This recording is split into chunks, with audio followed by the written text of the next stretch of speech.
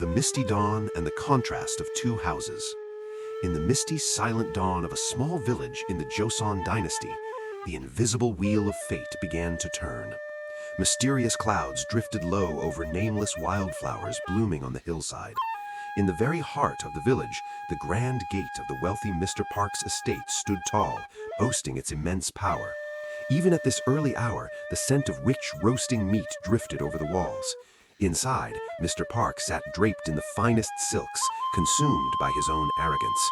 He believed the mountains of rice in his storehouses would last forever, never once lending an ear to the desperate sighs of his suffering neighbors. He was a man with a heart of stone. The monk's alms and the cruelty of wealth. One day, an old monk wearing tattered gray robes appeared, walking slowly along the dusty village path. His worn-out straw sandals told the story of a long, arduous spiritual journey. The monk stopped before Mr. Park's massive gate and pressed his palms together, the sound of his wooden temple block echoing softly. Namu Amitabu humbly asked for a small act of charity for the sake of all sentient beings. But what he received was not mercy. Enraged that his nap had been disturbed, Mr. Park rushed out barefoot and, with a cold sneer, threw a basin of foul dishwater over the monk. "How dare you beg here? Get out of my sight this instant!" As the monk walked away in his soaked robes, his receding figure looked heavy with the profound vanity and sorrow of the human world. A warm hand and the humble meal. There was someone watching this scene from behind a tree, his heart aching with pity. It was the poor servant who had worked like a slave for Mr. Park his entire life.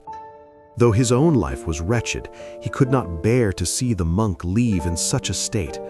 Risking the wrath of his master, he quietly led the shivering monk to his tiny, windswept, humble cottage. With his rough, calloused hands, the servant lit a fire in the hearth to dry the monk's clothes. He then carefully prepared a meal, a bowl of coarse barley rice and cold soup, his only food for the entire day. "Master, I am deeply sorry that this humble meal is all I can offer. Please ease your hunger and find some comfort."